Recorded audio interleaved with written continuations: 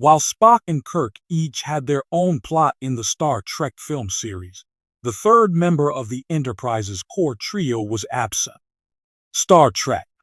The motion picture brought the series back to television in 1979, after a hiatus of 10 years.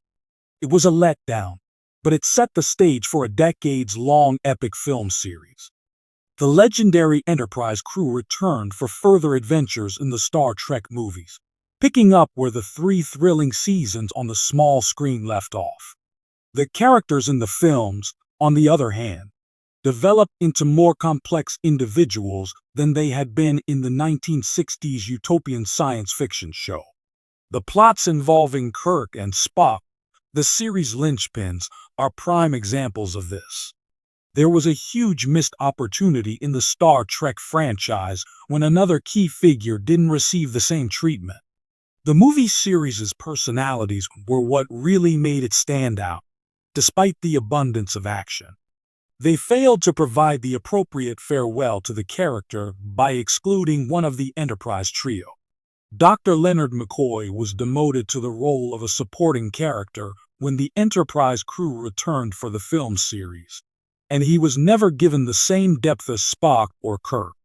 This is unlike from the TV show, where McCoy had a significant role in several episodes and was almost as important as the Vulcan. Since Bones was the third member of the trio from the start, he and Spock frequently butted heads, prompting Kirk to step in as an impartial arbiter. The movies did bring this dynamic back, although it was only for a few random jokes. When compared to the other two, McCoy was entirely disregarded in terms of development. According to his plot, Spock tried to get rid of all his feelings in the motion picture, died in the Wrath of Khan, and came back as a changed Vulcan in the next film. Throughout the subsequent sequels, he maintained his connection to humanity, displaying some emotion when it was appropriate. An important lesson was imparted to Kirk in the Wrath of Khan. Despite his naivete, he learned that even his own faults might cause chaos, and he improved as a result of his setbacks.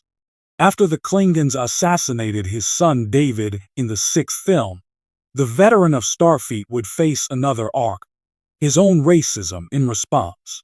He would have been entirely unremarkable if not for the inherent magnetism possessed by DeForest Kelley. He lacked any aspirations or personal development beyond the fate of the entire team.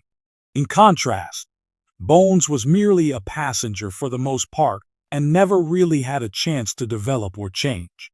He would have been entirely unremarkable if not for the inherent magnetism possessed by DeForest Kelley. He lacked any aspirations or personal development beyond the fate of the entire team. In the Star Trek films, Dr. McCoy was typically given a task to complete, in contrast to other members of the Enterprise crew such as Scotty, Uhura, or Sulu. The Doctor became perhaps the most pivotal figure in Star Trek. The search for Spock when he became the physical vessel through which Spock's soul might pass. Yet, the story takes precedence over McCoy. In Star Trek V, The Final Frontier, McCoy finally gets an opportunity to demonstrate growth. Sibik utilizes Vulcan mind melds to cure people of their secret pain. McCoy, Kirk, and Spock meet up with her. Sibik only manages to reach McCoy, and it is McCoy who admits to feeling guilty about his father's death. We throw out that intriguing concept right away because it doesn't have any practical utility. McCoy learns to bear his suffering quietly and doesn't let his remorse reflect in his conduct or deeds.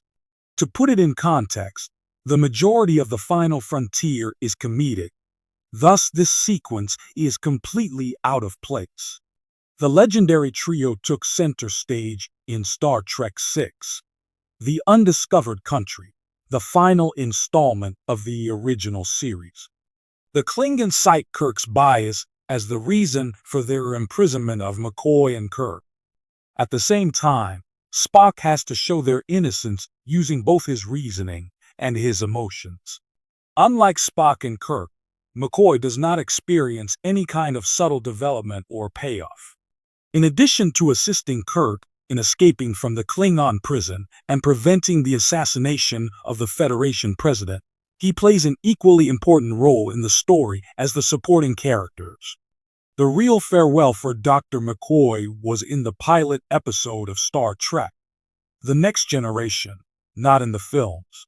One touching moment from 1987's Encounter at Farpoint has an elderly Dr. McCoy showing off the brand new Enterprise D. Even though it isn't the most thrilling farewell, it demonstrated that the Doctor had a rich life.